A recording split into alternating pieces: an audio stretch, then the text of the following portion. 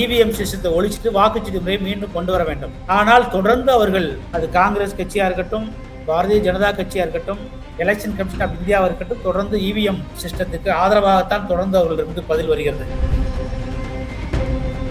எத்தனை லட்சம் மிஷின் இந்தியாவில் தயார் பண்ணிருக்கீங்க? எத்தனை ஆயிரம் மிஷின் ரிப்பேர் ஆயிருக்கு? எத்தனை லட்சம் மிஷினை நீங்க நியூவா பர்ச்சேஸ் பண்ணிருக்கீங்க? இப்படி கேள்விகள் கேட்டால் அவங்க ப்ரிப்பேர் பண்ணி இவிஎம் மிஷினை கொடுத்துட்டு அவருக்கு தேவையான பணத்தை பெற்றுக்கிறாங்க. யாரு ஆளுங்கட்சியா வர்றாங்களோ அவங்களுக்கு சாதகமாக மாறிக்கிறாங்க. தேர்தல் பணியிலே இல்லாத தாவேகா வெற்றி பெற்றதாக இவிஎம் மிஷின் துணையோடு அறிவிக்கப்பட்டதாக பொதுமக்களும் சந்தேகிக்கிறார்கள், அரசியல் கட்சிகளும் சந்தேகிக்கிறது. அந்த இவிஎம் மிஷின் முடிவை அறிவிப்பதில்லை. யாரோ எங்கேயோ ஒரு அறிவு கூர்மையும் புத்தி கூர்மையும் கொண்ட சாப்ட்வேர் நிபுணர்கள் தான் இதை டிசைட் பண்றாங்க. அதுக்கு எலெக்ஷன் கமிஷன் ஆஃப் இந்தியா துணை போகுது.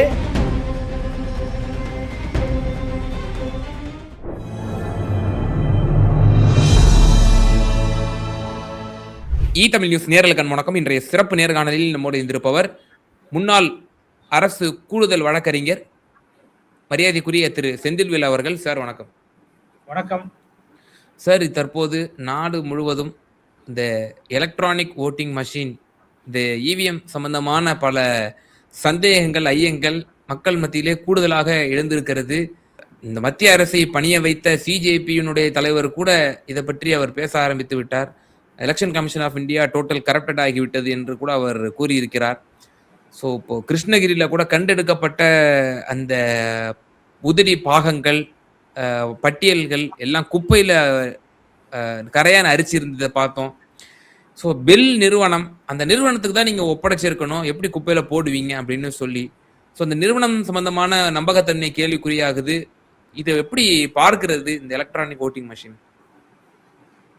அதாவது இந்தியாவில் பார்த்தீங்கன்னா வாக்குச்சீட்டு முறை ஒழிக்கப்பட்டு மேலை நாடுகளில் இந்த இவிஎம் மற்றும் விவிபேட் வெற்றிகரமாக நடைபெற்றது. அதனால் நேரமும் காலமும் விரயத்தை தடுத்து அந்த தேர்தல் முறையில் மிக ஃபாஸ்டஸ்டாக தீர்ப்பு, அந்த வெற்றி சான்றிதழ்களில் வெற்றிகளை அறிவிக்கிறதுக்காக இந்த இவிஎம் சிஸ்டம் இந்தியாவில் கொண்டு வரப்பட்டது. 2006-7 காலகட்டத்தில் இந்த இவிஎம் மிஷின் கொள்முதல் இந்தியாவில் பெல் என்ற நிறுவனத்தினமும் இசிஐஎல் என்ற நிறுவனத்தினமும் கொள்முதல் செய்யப்பட்டது. இது 2016 வரைக்கும் தொடர்ந்தது. இதில் இந்த 2006-7 காலகட்டத்திலிருந்து 2014 காலகட்டம் வரைக்கும் காங்கிரஸ் கட்சி ஆட்சியில் இருந்தது. அதற்கு அப்புறம் பாரதிய ஜனதா கட்சி ஆட்சிக்கு வந்தது. ஆனால் இங்கே என்ன ஆர்டிஐயில் கிடைத்த தகவல் அப்படின்னு பார்த்தீங்கன்னா, ஆல்ரெடி இந்தியாவில் ஒரு மிகப்பெரிய சர்ச்சைக்குரிய விஷயமா இந்த இவிஎம் போயிட்டு இருக்கு. விவிபிஏட் இவிஎம் என்ன குறிப்பாக பார்த்துக்கிட்டா, பாரதிய ஜனதா கட்சி இவிஎம் மிஷினுக்கு ஆதரவான ஒரு நிலைப்பாடு.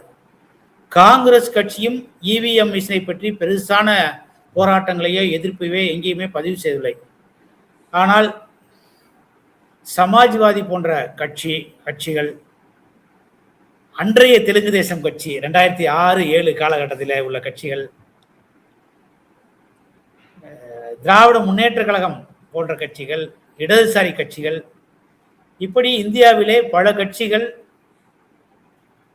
அந்த ஒடிசாவிலே நவீன் பட்நாயக் கட்சி பிஜு ஜனதா தளம், பீகாரிலே ராஷ்டிரிய ஜனதா தளம், தொடர்ந்து அவர்களுக்கு எனக்கு தெரிந்து 15-20 வருஷமா இந்த இவிஎம் சிஸ்டத்தை எதிர்த்து போராடிட்டு இருக்காங்க. ஆனால் அவர்களுக்கான நியாயமும் நீதியும் இன்று வரை கிடைக்கவில்லை. இதுதான் உண்மை. ஏன் இதுல இந்த இவிஎம் மிஷின்ல குறிப்பா பாத்தீங்கன்னா, மரியாதைக்குரிய சமாஜ்வாதி கட்சியினுடைய தலைவர் அகிலேஷ் யாதவ் தொடர்ந்து இந்தியாவில் இவிஎம் சிஸ்டம் ஒழிக்கப்படணும், வளர்ந்த அமெரிக்கா போன்ற நாடுகளே ஒழிக்கப்பட்டு வாக்குச்சீட்டு முறை கொண்டு வந்துட்டாங்க, அதனால இந்தியாவில் ஒழிக்கப்படணும், எங்களுக்கு இந்த இவிஎம் மிஷின் மேல் நம்பிக்கை இல்லை, குறிப்பாக அந்த ஆளுகின்ற பாஜக அரசு தொடர்ந்து இந்த இவிஎம்ல மோசடி செய்து, அதனால எங்களுக்கு அந்த இவிஎம் மிஷின் மீது நம்பிக்கை இல்லை, வாக்குச்சீட்டு முறை வேணும், தொடர்ந்து அவர் தன்னுடைய குரலை, தன்னுடைய எதிர்ப்பை பதிவு செய்திருக்கிறார். ஆனால் இப்ப நம்ம பொதுவா நம்மளை போன்ற ஒரு இந்த நாட்டின் மீது அக்கறை கொண்டவர்களாக, இந்த நாட்டின் மீது நம்பிக்கை கொண்டவர்களாக, ஒரு வாக்காளரா நாம் என்ன கேட்கிறோம்னா, இந்த எலெக்ஷன் கமிஷன் ஆஃப் இந்தியாவுக்கு ஆர்டிஐல தன்னாளர்களால் பெறப்பட்ட தகவல்களை வந்து கசிந்து செய்தித்தாள் வாயில நம்ம பார்த்ததை பொறுத்து, வலைத்தள வாயில பார்த்ததை பொறுத்து, இவிஎம் மிஷின் கொள்முதல்ல பெல் நிறுவனத்திற்கும் அந்த இசிஐஎல் என்ற நிறுவனத்திற்கும் அவர்களுடைய ஸ்டேட்மெண்ட் படி 636 கோடி நாங்கள் எலெக்ஷன் கமிஷன் ஆஃப் இந்தியாவிலிருந்து பெறப்பட்டோம் என்று தகவல் சொல்கிறார்கள்.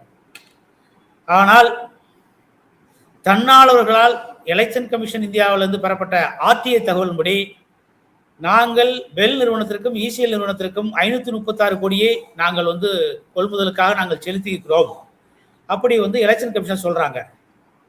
இப்ப இங்க ரொம்ப எலெக்ஷன் கமிஷன் ஆஃப் இந்தியா சொல்றதுக்கும் அந்த இவிஎம் விவிபேட் மிஷின்களை தயாரிக்கும் பெல் நிறுவனமும் இசிஎல் நிறுவனமும் சொல்கின்ற தகவலுக்கும் முரண்பாடு இருக்கு, முற்றிலும் முரண்பாடு இருக்கு. கிட்டத்தட்ட 116 கோடி அந்த நிறுவனங்கள் சொல்வதற்கும் எலெக்ஷன் கமிஷன் இந்தியா சொல்வதற்கும் வித்தியாசம் வருகிறது. அப்ப இந்த 116 கோடி ஊழல் நடந்திருக்கிறதா? இந்த ஊழலுக்கு காங்கிரஸ் கட்சி பொறுப்பேற்க போகிறதா? தற்போது ஆண்டு கொண்டிருக்கிற பாரதிய ஜனதா கட்சி பொறுப்பேற்க போகிறதா? எலெக்ஷன் கமிஷன் ஆஃப் இந்தியா பொறுப்பேற்க போகிறதா? இதுதான் கேள்வி. இப்படி ஒரு மிகப்பெரிய ஊழல் நடந்ததால் ஆளும் பாரதிய ஜனதா கட்சியும் ஏற்கனவே ஆண்ட காங்கிரஸ் கட்சி தற்போது எதிர்கட்சியும் இந்த இவிஎம் மோசடியை மூடி மறைக்கின்ற வேளையிலே தொடர்ந்து இந்த இவிஎம் வாக்கு எந்திரத்தை பயன்படுத்துவதற்கு ஆதரவாக இந்தியாவில் இருக்கக்கூடிய எண்ணற்ற கட்சிகளுடைய குரலை நெரிக்கும் விஷயமாக தொடர்ந்து பாரதிய ஜனதா கட்சியும் காங்கிரஸ் கட்சியும் செயல்பட்டு வருதோ என்ற ஐயம் நம்மளுக்கெல்லாம் ஏற்படுது. அதனால இன்றைக்கு முற்றிலும் பொதுமக்களா, ஒரு ஓட்டரா, இந்த நாட்டின் மீது அக்கறை கொண்டவா, ஒரு தேச பக்தர்களா, வளர்ந்த நாடுகளே இவிஎம்ஐ ஒழித்து விட்டு வாக்குச்சீட்டு முறை நடத்தும் போது ஒட்டுமொத்த நாடும் கேள்வி கேட்கும் பொழுது, அந்த இவிஎம் மிஷின்ல சந்தேகம் எழுப்பும் போது, அந்த விவிபேட் என்பது சந்தேகம் எழுப்பும் போது, ஒரு சோற்றுக்கு ஒரு தரம் பதம்போ என்பதை போல இந்த ஆளுகின்ற பாரதிய ஜனதா கட்சியும் அவர்கள் சொல்லுகின்ற தன்னார்வ அமைப்பான எலெக்ஷன் கமிஷன் இந்தியாவும் என்ன செய்ய வேண்டும்? முற்றிலுமாக இந்த இவிஎம் சிஸ்டத்தை ஒழிச்சிட்டு வாக்குச்சீட்டு முறையை மீண்டும் கொண்டு வர வேண்டும். ஆனால் தொடர்ந்து அவர்கள், அது காங்கிரஸ் கட்சியா இருக்கட்டும், பாரதிய ஜனதா கட்சியா இருக்கட்டும், எலெக்ஷன் கமிஷன் ஆஃப் இந்தியாவா இருக்கட்டும், தொடர்ந்து இவிஎம் சிஸ்டத்துக்கு ஆதரவாகத்தான் தொடர்ந்து அவர்களிருந்து பதில் வருகிறது. அதனால இன்றைக்கு தொடர்ந்து பார்த்தீங்கன்னா ஒரு அரசியல்ல ஒரு மாயாச்சலங்கள் தொடர்ந்து இந்தியாவில் நடந்துகிட்டு இருக்கு. வெற்றி பெறவே முடியாதவர் வெற்றி பெற வைக்கப்படுகிறார். தோல்வியே பெறாத கட்சிகள் தோற்கடிக்கப்படுகிறது. யாரெல்லாம் இது காங்கிரஸ் கட்சியினுடைய ஆளுங்கட்சியா இருக்கும்போது நடைபெற்றது. காங்கிரஸ் கட்சி தொடர்ந்து மத்தியிலே ஆளுகின்ற போது மாநிலங்களிலே காங்கிரசுக்கு ஆதரவாக காங்கிரஸ் ஆளும் மாநிலங்களிலே தொடர்ந்து ஒரு வெற்றி பெறக்கூடிய சூழல் இந்தியா முழுவதும் இருந்தது.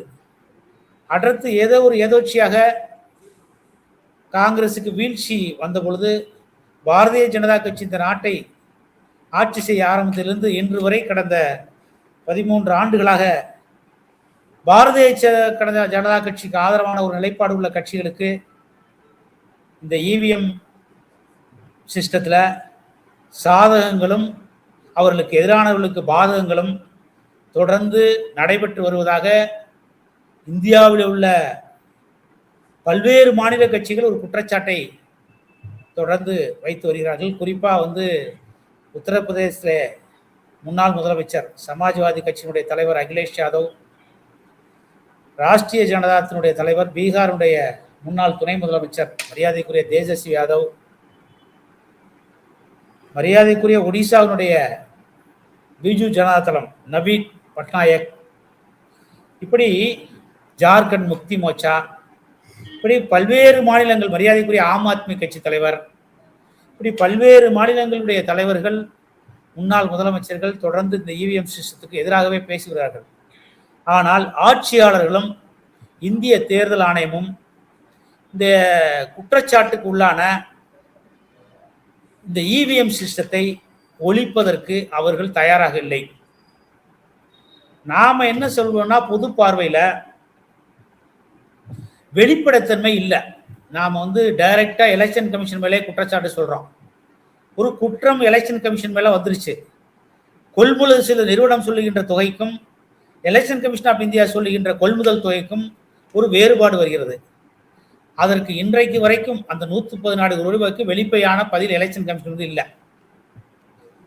எதிர்கட்சிகள் கேள்வி கேட்கிறது, தன்னாளர்கள் கேள்வி கேட்கிறாங்க, சமூக ஆளர்கள் கேள்வி கேட்கிறாங்க, அரசியல் கட்சிகள் கேள்வி கேட்கு. அந்த 116 கோடி டிபிசிஎன்சிக்கு இன்னைக்கு வரைக்கும் வெளிப்படையான பதில் இல்லை. சரி, இந்தியா முழுவதும் உள்ள அரசியல் கட்சிகளும் தன்னாளர்களும் சமூக ஆர்வலர்களும் பொதுமக்களும் ஆர்டிஐல இசிஐல எலெக்ஷன் கமிஷன் அமைதியிட்ட பார்த்து ஆர்டிஐல கேட்குறாங்க. தகவல் எப்படி கேட்குறாங்க? எத்தனை லட்சம் மிஷின் இந்தியாவில் தயார் பண்ணியிருக்கீங்க, எத்தனை மிஷின் ரிப்பேர் ஆயிருக்கு, எத்தனை ஆயிரம் மிஷின் ரிப்பேர் ஆயிருக்கு, எத்தனை லட்சம் மிஷினை நீங்கள் டெஸ்ட்ராய் பண்ணிருக்கீங்க, எத்தனை லட்சம் மிஷினை நீங்கள் நியூவாக பர்ச்சேஸ் பண்ணியிருக்கீங்க. இப்படி கேள்விகள் கேட்டால் அந்த கேள்விகளுக்கு எந்த பதிலும் எலெக்ஷன் இந்தியாவிலிருந்து அளிக்கிறதுல அவங்க இது காக்கப்பட வேண்டிய ரகசியம், இது நாட்டினுடைய ரகசிய காப்புல உட்பட்டு வருது அப்படின்னு சொல்லிட்டு எந்த பதில்களையும் அவர்கள் ஆர்டிஐல சொல்ற கொஸ்டினுக்கு பதிலளிக்கிறதில்ல. அப்ப சரி, ஓகே, ஒரு எலெக்ஷன் கமிஷன் ஆஃப் இந்தியா என்பது யார் ஆளுங்க, அது காங்கிரஸா இருக்கட்டும் பாரதிய யார் வந்தாலும் அவருடைய சொல்லக்கூடிய பதில் இது ஒரு தன்னாட்சி அமைப்பு, இது மத்திய அரசினுடைய கட்டுப்பாட்டில் கிடையாது, அவர்கள் சுயமா சிந்தித்து முடிவெடுப்பாங்க. அது எலெக்ஷன் கமிஷன் முழுக்க முழுக்க ஒரு தன்னாட்சி அமைப்பு, அவங்க எடுக்கிறதா முடிவுன்னு சொல்றாங்களே.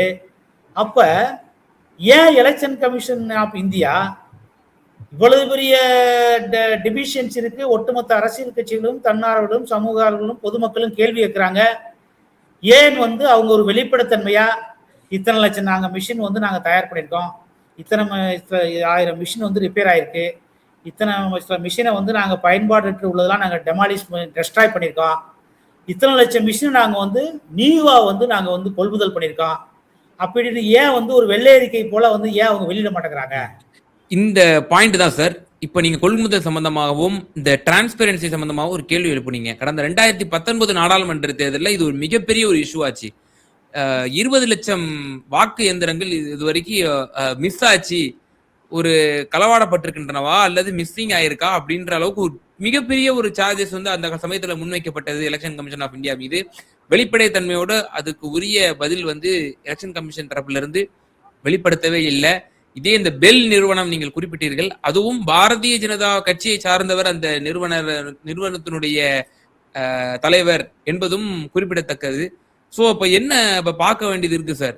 வெளிப்படைத்தன்மையும் இல்லை. 2019 நாடாளுமன்ற தேர்தலிலே ஒட்டுமொத்த எதிர்கட்சிகளினுடைய பிரதிநிதிகளும் எலெக்ஷன் கமிஷனரை போய் சந்திச்சு நீங்க வாக்குச்சி இயந்திரத்தை கைவிட்டுட்டு சீட்டு கொண்டு வாங்கன்னு வலியுறுத்தினாங்க. அப்படி இயந்திரங்கள் தான் நீங்க பண்ணுவீங்க அப்படின்னா ஒரு குறைஞ்சது 50% விவி பேட்டாவது எண்ணுங்க அப்படின்னு கூட சொன்னாங்க. எதையுமே அவங்க செவி சாய்க்கல என்பதும் குறிப்பிடத்தக்கது. இல்ல, இப்ப இந்த பெல் நிறுவனம் பாரதிய ஜனதா கட்சிக்கு சொந்தமானதா, இசிஐ நிறுவனம் காங்கிரஸ் கட்சிக்கு சொந்தமானதா என்பதெல்லாம் இப்ப கொஸ்டின் கிடையாது. அவர்களை பொறுத்தளவுல கொள்முதல், அதாவது அவர்கள் வியாபாரம், அவங்க ப்ரிப்பேர் பண்ணி இவிஎம் மிஷினை கொடுத்துட்டு அவருக்கு தேவையான பணத்தை பெற்றுக்கிறாங்க. யாரு ஆளுங்கட்சியா வர்றாங்களோ அவங்களுக்கு சாதகமாக மாறிக்கிறாங்க. இன்றைக்கு பாரதிய ஜனதா கட்சி ஆட்சியில் இருந்தால் அவர்களுக்கு ஆதரவாக மாறிக்கணும், நாளைக்கு காங்கிரஸ் கட்சி வந்தால் காங்கிரஸ்க்கு ஆதரவாக மாறிக்கிறாங்க. அது கொஸ்டின் கிடையாது. இந்த காணாமல் போன 20 லட்சம் மிஷின் எங்கே, அதைத்தான் நான் சொல்ல வந்தேன். அதாவதுங்க, இப்ப தமிழ்நாடு, கேரளா, ஆந்திரா இல்ல பாண்டிச்சேரி போன்ற ஒரு 4 மாநிலங்களுக்கு தேர்தல் வருதுன்னா எலெக்ஷன் கமிஷன் ஆஃப் இந்தியாவுடைய வேலை என்ன? தமிழ்நாட்டுக்கு ஒரு 1 லட்சம் மிஷின் அனுப்புறோம், கிட்டத்தட்ட 234 தொகுதிகளுக்கு தொகுதி, கிட்டத்தட்ட 66,000 வாக்குச்சாவடி, 66,000 வாக்குச்சாவடி. இப்படி ஒரு 4 ஸ்டேட்டுக்கும் ஒரு 3 லட்சம் மிஷின் அனுப்பணும். இப்ப இந்த 3-4 லட்சம் மிஷின்களையும் அனுப்பும்போது இது எங்கே தயாரிக்கப்பட்டது, எந்த நிறுவனத்தால் தயாரிக்கப்பட்டது, எந்த தேதியில் தயாரிக்கப்பட்டது, அதே மாதிரி இதனுடைய இந்த 2 லட்சம் மிஷினுடைய யூனிக் ஒரு ஐடி கொடுப்பாங்க, அந்த சீரியல் நம்பர் என்ன, விவிபிடியுடைய சீரியல் நம்பர் என்ன, அதே மாதிரி இது எந்த மாநிலத்திற்கு அனுப்பப்படுகிறது, அந்த மாநிலத்திலிருந்து எந்த மாவட்டத்திற்கு அனுப்பி எந்த சட்டமன்ற தொகுதிக்கு அனுப்பப்படுகிறது, இப்படியெல்லாம் டிரான்ஸ்பரன்சியா வெளிப்படைத்தன்மையா எலெக்ஷன் கமிஷன் அனுப்புறதில்ல. இப்போ தமிழ்நாட்டுக்கு வந்து தேர்தல்னா ஒரு 68,000 வந்து ஒரு கூட ஒரு 10,000 மிஷினை சேர்த்து ஒரு 80,000 மிஷினை அனுப்புறது. இங்கே வந்து இங்கே உள்ள தேர்தல் கமிஷன் ஆஃப் எங்கே மாநிலத்தில் யார் ஒரு எலெக்ஷன் கமிஷனர் அவர் வந்து அதை பிரித்து அந்தந்த மாவட்டங்களுக்கு அந்த சட்டமன்றத்துக்கு அனுப்பிச்சிடுறாங்க. இதில் என்ன சாஃப்ட்வேர் இருக்குது, இந்த சாஃப்ட்வேரை எப்படி மாற்றலாம், இந்த விவிபிடியில் உள்ள என்ன சாஃப்ட்வேர் இருக்குது, இதை யார் இயக்குறது, இந்த எந்த விவரங்களும் தமிழ்நாட்டில் உள்ள எலெக்ஷன் ஆஃபீஸருக்கும் சரி, இங்கே உள்ள போலிங் ஆஃபீஸருக்கும் சரி, இங்கே உள்ள கவுண்டிங் ஆஃபீஸருக்கும் சரி, யாருக்குமே எதுவும் தெரியாது. இதை யார் இயக்குறாங்க, இதை என்ன பண்ண போகிறாங்க, இதெல்லாம் வந்து இதை தயார் பண்ண நிறுவனத்திற்கும் இதை வந்து இயக்குகிற எலெக்ஷன் கமிஷன் இந்தியாவுக்கு மட்டும்தான் வெளிச்சம். அதனால முற்றிலும் இந்த இவிஎம் சிஸ்டத்தின் மீது இந்திய மக்களுக்கு ஒரு மனசுக்குள்ள கரை வந்துருச்சு, குற்றச்சாட்டு வந்துருச்சு. அதனால இவ்வளவு பெரிய குற்றச்சாட்டு வந்த பிறகு வெளிப்படைத்தன்மை இல்லாத வந்து இப்போ நான் உங்களுக்கு கேள்வி கேட்டேன், இது எங்கே தயார் பண்ணப்பட்டது, இது எப்படி தயார் பண்ணப்படுது, இது எப்படி அனுப்புறீங்க, இந்த சீரியல் நம்பர் என்ன, இது எந்தெந்த தொகுதிக்கு அனுப்ப போறீங்க, இது எந்தெந்த மாவட்டத்துக்கு அனுப்ப போறீங்க, அப்படி எந்த வெளிப்படைத்தன்மையுமே இல்லாம மொத்தமா ஆட்டு மந்தையில போல அனுப்பி இதை பிரிச்சு அனுப்புறாங்க. அதனால இந்த சாஃப்ட்வேர் சிஸ்டத்துல குளறுபடி பண்ணி ஒரு ஒரு 5% 10% வாக்குகளை இந்த இவிஎம் மிஷின்ல திசை திருப்பி எலெக்ஷன் கமிஷன் ஆஃப் இந்தியா ஆளுகின்றவோ இல்ல ஆள போற கட்சிக்கு இல்ல யாருக்கோ ஒரு சாதகமாக செய்யக்கூடிய சூழல் எலெக்ஷன் கமிஷன் இந்தியாவோ இல்ல இதுக்குன்னு ஒரு டீம் இருக்காங்க, இந்த ரகசிய டீம், இந்த இயக்கக்கூடிய சாஃப்ட்வேர் இயக்கக்கூடிய ரகசிய டீம், இவர்களால் முடியும். இதைத்தான் வந்து கிட்ட 15 வருஷமா வந்து மாநில கட்சிகளும் சரி பல கட்சிகளும் சரி தொடர்ந்து வந்து குரல் எழுப்பி இதை வந்து தடை பண்ணணும், இந்த இவிஎம் சிஸ்டத்தை தடை பண்ணணும், வாக்குச்சீட்டு முறை மறுபடியும் வரணும்னு சொல்லிட்டு குரல் எழுப்புறாங்க. இவர்களுடைய குரலுக்கு செவிசாய்க்காமல் தொடர்ந்து இந்த தவறு நடந்துகிட்டே இருக்கு. அதனால முற்றிலும் இந்தியாவில் இந்த இவிஎம் மிஷின் ஒழிக்கப்படணும், மீண்டும் வாக்குச்சீட்டு முறை வரணும். கண்டிப்பா இந்த இவிஎம் மிஷின் இருந்தால் தொடர்ந்து உண்மையான வாக்காளருடைய குரல் ஒழிக்கப்பட மாட்டாது. அந்த சந்தேகம்தான் தமிழ்நாட்டுடைய 2026 தேர்தலையும் நாம் பார்க்க முடிந்தது. களத்துல நாங்கள்லாம் இருந்தோம், ஒட்டுமொத்த ஊடகங்களும் ஒட்டுமொத்த மக்களும் வந்து அதிமுக ஆட்சிக்கு வரும், திமுக ஆட்சிக்கு வரும், இப்படிதான் மாறி மாறி சொன்னார்கள். ஆனால் களத்திலே தேர்தல் பணியிலே இல்லாத தாவேகா வெற்றி பெற்றதாக இவிஎம் மிஷின் துணையோடு அறிவிக்கப்பட்டதாக பொதுமக்களும் சந்தேகிக்கிறார்கள், அரசியல் கட்சிகளும் சந்தேகிக்கிறது. அதனால இப்படி சந்தேகத்திற்கு உள்ளான இவிஎம் சிஸ்டத்தை கண்டிப்பாக தடை செய்ய வேண்டும். மீண்டும் மக்கள் விரும்புகிற, மாநில கட்சிகள் விரும்புகிற வாக்குச்சீட்டு முறையை இந்தியாவில் அமல்படுத்த வேண்டும். சார், இறுதியான ஒரே ஒரு கேள்வி. ஸோ இப்போ இந்த தேர்தல் சம்பந்தமாகவும் கடந்த சட்டமன்ற தேர்தல் சம்பந்தமாகவும் உங்களோட கருத்தை சொல்லிட்டீங்க.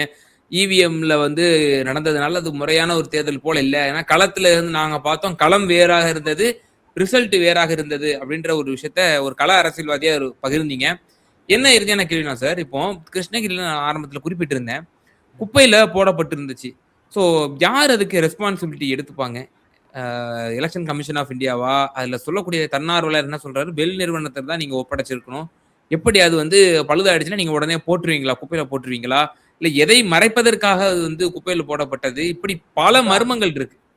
இல்லை, அதுதான் நான் தான் சொல்லிட்டேன் உங்களுக்கு, தெளிவாக உங்களுக்கு நான் எக்ஸ்பிளைன் பண்ணிட்டேன். அதாவது எந்த கணக்கு வழக்குகளும் எலெக்ஷன் கேஸ் இந்தியாவில் 1000 மிஷின் நாங்கள் வந்து அனுப்புகிறோம், எந்த கணக்கு வழக்குகளும் கிடையாது. இப்போ வந்து ஒரு 66 வாக்கு சாப்பிட்னா அதுக்கு வந்து ஒரு பக்காவாக லெக்சன் மெயின்டைன் பண்ணி பக்காவாக கணக்கு வழக்கு மெயின்டைன் பண்ணி நாங்கள் தமிழ்நாட்டுக்கு இவ்வளோ அனுப்புகிறோம். ஒரு 10,000 இவிஎம் மிஷின் எக்ஸ்ட்ரா அனுப்புகிறாங்க, ஒரு 10,000 விவிபிடி எக்ஸ்ட்ரா அனுப்புகிறாங்க. அவரே ஒரு பூத்துக்கு ஒரு 4 3ங்கிறது எக்ஸ்ட்ரா போகுது. அதனால எந்த மிஷினை எங்கே அனுப்புகிறாங்க, திருப்பி அனுப்புகிறாங்க, எந்த குப்பையில் போடுறாங்க, எந்த கணக்கு வழக்கையும் இதில் வந்து எலெக்ஷன் இந்தியா வந்து மெயின்டைன் பண்ணுறது கிடையாது. அதனால தான் இப்படிப்பட்ட சூழல் கிருஷ்ணகிரியில் நடந்திருக்கு. இங்கே மக்கள் அளிக்கின்ற வாக்குகளை அந்த இவிஎம் மிஷின் முடிவை அறிவிப்பதில்லை. யாரோ எங்கேயோ ஒரு அறிவு கூர்மையும் புத்தி கூர்மையும் கொண்ட சாப்ட்வேர் நிபுணர்கள் தான் இதை டிசைட் பண்றாங்க. அதுக்கு எலெக்ஷன் கமிஷன் ஆஃப் இந்தியா வந்து துணை போகுது. இதை ஆளும் அரசோ ஆளப்போற அரசோ ஏற்கனவே ஆண்ட அரசோ இதெல்லாம் ஒரு கூட்டு களவாணித்தனம் இருக்கு. ஏன்னா இதுல காங்கிரஸ் கட்சிக்கு இதுல பங்கு இருக்கு. ஏன்னா காங்கிரஸ் ஆட்சி காலம் தான் இந்த இவிஎம் சிஸ்டமே அறிமுகப்படுத்தப்படுது. காங்கிரஸ் ஆட்சி காலத்துல தான் இந்த ஊழல் நடந்ததாக நாங்கள் சந்தேகிக்கிறோம். அதனால காங்கிரஸ் கட்சியும் இந்த ஊழல் விஷயத்திலையும் இந்த இவிஎம் அந்த விவிபேட் சிஸ்டத்துல வந்து மௌனம் காக்குது. அதனால மாநில கட்சியினுடைய குரலை வந்து எலெக்ஷன் கமிஷன் ஆஃப் இந்தியாவும் மத்தியில் ஆளுகின்ற பாஜகவும் சேர்ந்து இதை போன்ற வந்து விவிபேட் வந்து அந்த மிஷின்களும் இவிஎம் மிஷின்களும் குப்பைத்தட்டுக்கு போய் ஜனநாயகத்துடைய மாண்பும் வாக்காளர்களுடைய குரலும் வந்து நசுக்கப்படுறத ஒடுக்கப்படுறத வந்து உள்ளபடியே நாங்கள் வந்து வேதனைப்படுறோம், வெக்கப்படுறோம். அதனால இந்த நாட்டினுடைய ஜனநாயகம் காக்கப்படணும். அதனால வந்து உடனடியாக இதுல வந்து இந்திய தேர்தல் ஆணையமும் மத்திய அரசும் தலையிட்டு இந்த இவிஎம் சிஸ்டத்தை தடை பண்ணணும். மீண்டும் வாக்குச்சீட்டு மீண்டும் மீண்டும் நாங்கள் தாழ்மையோடு மத்திய அரசையும் இந்திய எலெக்ஷன் கமிஷனையும் கேட்டுக்கிறோம். நிச்சயமா சார். பல்வேறு விவகாரங்கள்ல எங்க நேயர்களுக்கு ரொம்ப தெளிவா உங்களோட கருத்துக்களை பதிந்தீங்க. மிகுந்த நன்றி. வணக்கம்.